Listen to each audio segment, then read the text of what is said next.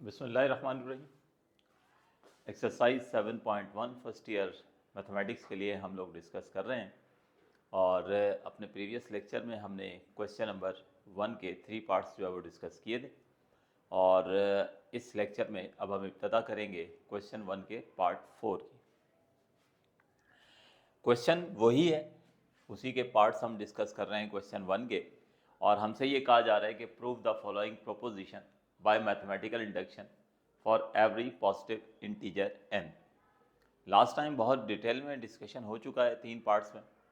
हमें एक proposition given है, यानी हमारे पास एक सीरीज़ है और उस सीरीज़ के सम का फार्मूला, या यूँ कह लीजिए कि उस सीरीज़ का सम हमें गिवन है, जिसके लिए वर्ड इस्तेमाल किया जा रहा है प्रोपोजिशन।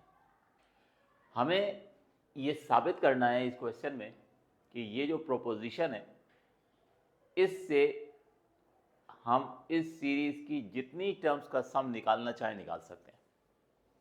हम इस फार्मूले से, इस प्रोपोजिशन से, इस सीरीज़ का अगर फर्स्ट टर्म तक का सम चाहते हैं तो n की जगह 1 पुट कर दें, हमें इस सीरीज़ की फर्स्ट टर्म तक का सम मिल जाएगा। इस फार्मूले में n की जगह 2 पुट कर दें तो शुरू की 2 टर्म्स का सम मिल जाएगा। n की जगह 3 पुट कर दें तो शुरू की 3 टर्म्स का सम मिल जाएगा।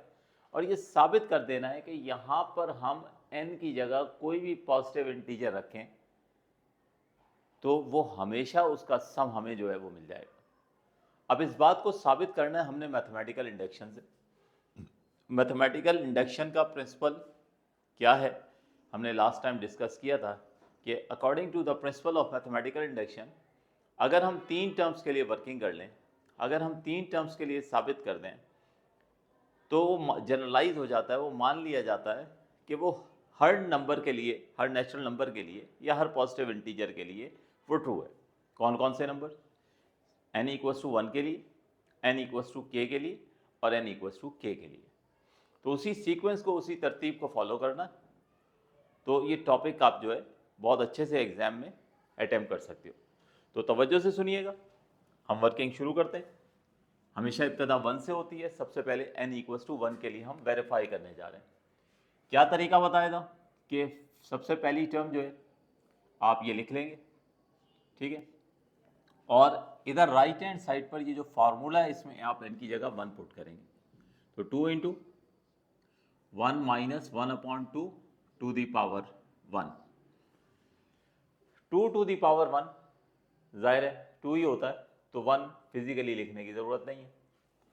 इन द नेक्स्ट स्टेप 2, 1 में से हाफ माइनस करें तो हाफ हो जाएगा, और 2 से 2 कैंसिल हो गया, तो ये लीजिए 1 आ गया। यानी आपने फार्मूले से कैलकुलेट किया तो रिजल्ट आ गया 1, और वैसे भी आपको फर्स्ट टर्म नज़र आ रही है, क्या आ रही है? 1।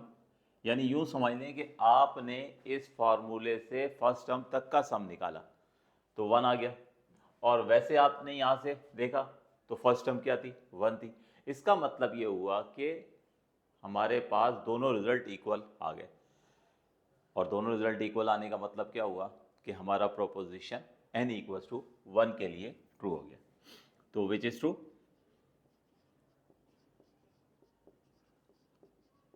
Which is true? This shows that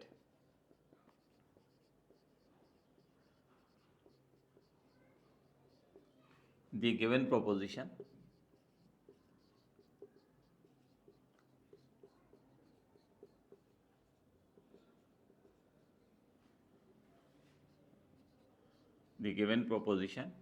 is true for n equals to 1। तो ये स्टूडेंट सबसे पहले हमने पहला मरला जो है वो मुकम्मल कर लिया, ठीक है। ये स्टेप मैंने इसी तरह से हॉरिजॉन्टली स्टूडेंट्स सामने शो कर दिया, ठीक है। इस तरह भी आप कर सकते हैं और वर्टिकली करना चाहें तो वर्टिकली भी कर सकते हैं। क्योंकि नए पैटर्न में एग्ज़ाम में अब आपको जो कॉपीज़ दी जाएंगी स्टूडेंट्स, उसमें हर क्वेश्चन के लिए स्पेसिफिक जगह मखसूस होगी। क्वेश्चन नंबर जो आपका होगा 2, जिसमें सारे शॉर्ट क्वेश्चन होंगे, उसमें शॉर्ट क्वेश्चन के लिए आपके लिए जो स्पेस अवेलेबल होगी वो सिंगल पेज होगा। तो इसलिए अब हमें अपने स्टेप्स को इस अंदाज से सीखना है कि हम उस एक पेज में अपने शॉर्ट क्वेश्चन को मैनेज कर सकें। तो ये जो कि क्वेश्चन हमारे पास शॉर्ट सेक्शन में आने, तो इसलिए थोड़े से स्टेप्स खास तौर पर जिस तरह से मैं जिस अंदाज से आपको लिखना बताऊं उसको फॉलो किया करें, ताकि जो है पेपर में आप बहुत अच्छे तरीके से उसको मैनेज कर सकें। वरना आप लोगों की राइटिंग बाज़ दफ़ा इतनी बड़ी होती है कि आप उसको सही तरीके से मैनेज नहीं कर सकते। तो इसलिए शुरू के 3 क्वेश्चन थे, समझाना था मैंने आपको, ये वर्टिकली किया था, लेकिन बेहतर ये होता है कि अगर आप इसको स्पेस बचाना चाहते हैं तो आप यहाँ से जो है आप इसको हॉरिजॉन्टली करेंगे। तो भारत सबसे पहले हमने n=1 के लिए प्रूफ कर दिया। अब दूसरे हिस्से की तरफ चलते हैं जिसमें हमने k के लिए वर्किंग करनी होती है, एजम्पशन करनी होती है। हम एज्यूम करते हैं, हम सपोज करते हैं कि हमारा फार्मूला एक खास पॉजिटिव इंटीजर n=k के लिए ट्रू है। तो एक लाइन छोड़ दिया करें और अब हम लिखेंगे now let the given proposition is true for a certain positive integer that is n=k। ठीक है, तो हमने मान लिया कि हमारा एक प्रोपोजिशन जो है ये खास पॉजिटिव इंटीजर है n=k, उसके लिए भी ट्रू है। So put n=k in given proposition. इसके लिए क्या करना होगा कि अपने क्वेश्चन में n की जगह k पुट कर देना होगा। तो 1 + 1/2 1/4 plus 1/2 to the power n-1 है, तो n की जगह k पुट कर देंगे। और इसी तरह से राइट हैंड साइड पर 2 × 1 - 1/2 टू दी पावर k होगी। ये स्टूडेंट हमारा सेकंड फेज कंप्लीट हो गया। सबसे पहले n=1 के लिए हमने वेरीफाई कर दिया और उसके बाद हमने एज्यूम कर लिया कि एक खास पॉजिटिव इंटीजर n=k के लिए जो है वो ट्रू है। अब जब हम एज्यूम कर लेते हैं कि हमारा प्रोपोजिशन n=k के लिए ट्रू है, तो हमें इसको कन्वर्ट करना है k+1 में। उसके लिए एक टर्म हमें बोथ साइड पर ऐड करनी होती है। मैंने आपको ट्रिक बताई थी, मैंने कहा था रफ में कर लीजिएगा। मैंने ये कहा था कि आप इस सीरीज़ की जो आखिरी टर्म है, ये है आखिरी टर्म, सीरीज़ की जो लास्ट टर्म है, ठीक है, सीरीज़ की जो लास्ट टर्म है वो है 1/2 टू दी पावर n-1। उसमें आप n की जगह k+1 पुट कर दें, क्योंकि अब k+1 के लिए वर्किंग करनी है हमने। n की जगह k+1 पुट कर दें तो लास्ट टर्म क्या हो जाएगी 1/2 की पावर n की जगह k+1 पुट किया और साथ ये वाला -1 आ गया।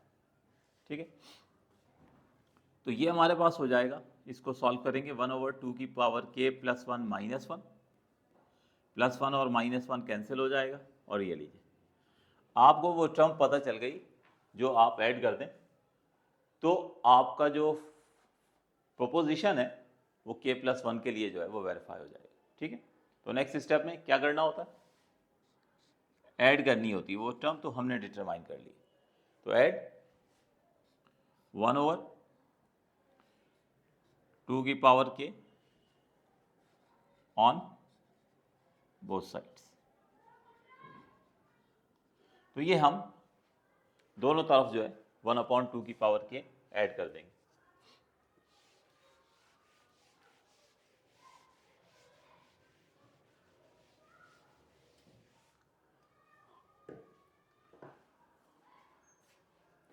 अब उसके बाद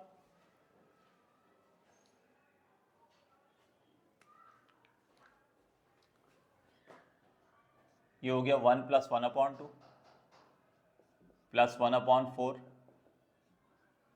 प्लस 1/2 की power k-1 1/2 to the power k। ये लेफ्ट हैंड साइड पर ऐड होगी। इसी तरह से राइट हैंड साइड पर भी हमने ऐड करनी है। तो 2 1 - 1/2 to the power k plus 1/2 to the power k। ये राइट हैंड साइड पर भी जो है वो हमने ऐड कर दिया। अब उसके बाद राइट हैंड साइड पे वर्किंग करनी है और सिंप्लीफाई कर देना है, और सिंप्लीफाई करके क्या रिजल्ट लेकर आना है, मैंने आपको बताया था कि ये प्रोपोजिशन वापस आ जाए सिर्फ इस चेंज के साथ कि n की जगह क्या आ जाए, k+1 आ जाए, तो साबित हो जाएगा कि हमारा प्रोपोजिशन k+1 के लिए भी ट्रू है। तो अब किस तरह से सॉल्व करना, आइए स्टेप्स को देखते हैं।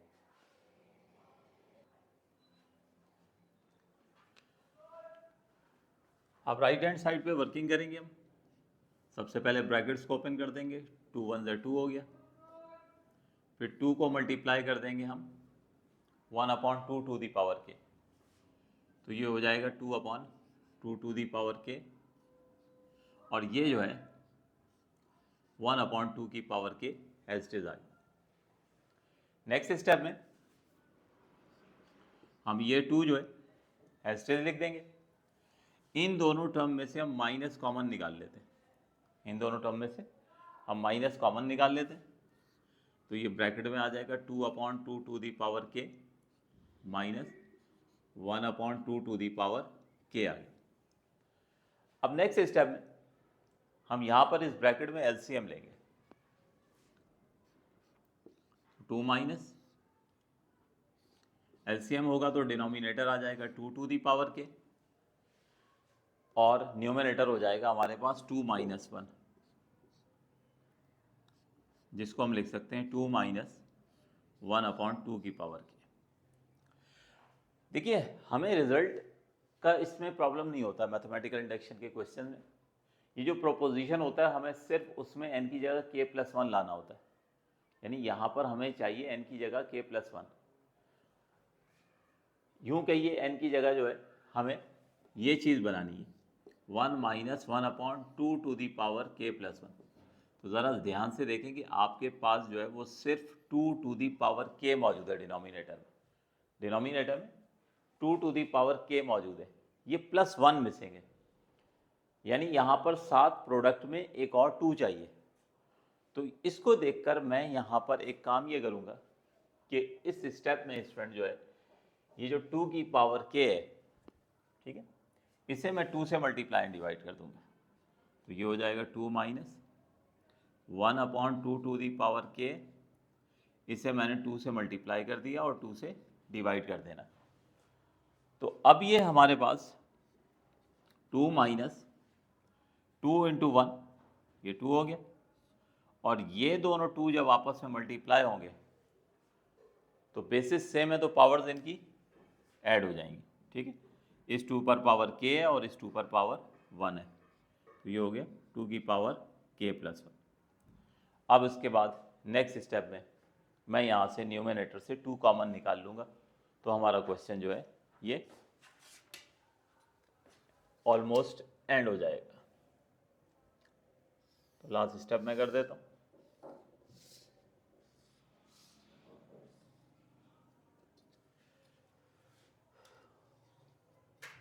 तो यहाँ से न्यूमरेटर से जो है हम 2 कॉमन लेंगे, तो यहाँ से बच जाएगा 1, न्यूमरेटर से 2 चला गया तो ये बच गया हमारे पास 1/2 to the power k+1, which is true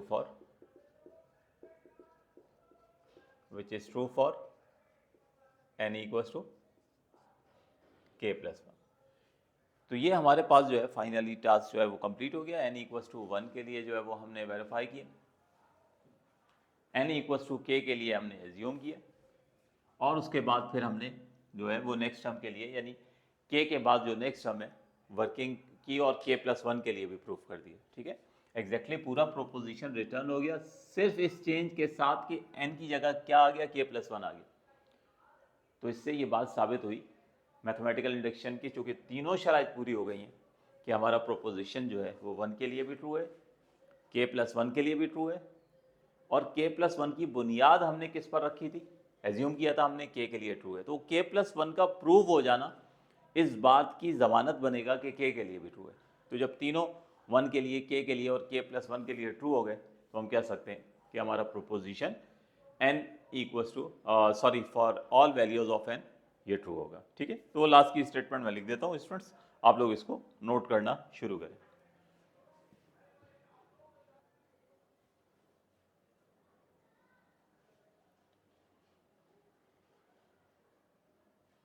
तो स्टूडेंट्स एंड की ये स्टेटमेंट जो है वो मैंने मेंशन कर दिया, हमेशा बता दिया आपको कि हम कंक्लूड करते हैं, तो इसलिए वो रिमार्क्स जो है वो लिखने ज़रूरी हैं। क्या लिखा है हमने कि we have thus proved that the given proposition is true for n equals to 1 and it is true for n equals to k plus 1। एक 1 के लिए हमने प्रूफ किया और k प्लस 1 के लिए प्रूफ किया है, लेकिन k प्लस 1 के लिए कब ट्रू होगा? Whenever it is true for k। तो hence by mathematical induction the given proposition is true for all integral values of n। हर क्वेश्चन में लिखना मस्ट है, ये एग्जाम में इसको लाजमी लिखिएगा, इसके भी मार्क्स होते हैं। तो आज के लेक्चर को यहीं तक ही रखते हैं। उम्मीद है आपको आज का ये लेक्चर समझ आ चुका होगा बहुत अच्छे से। इसको दोस्तों के साथ ज़रूर शेयर कर दीजिएगा ताकि आपके दोस्तों की भी हेल्प हो सके। थैंक यू जी, नेक्स्ट क्लास में कंटिन्यू करेंगे।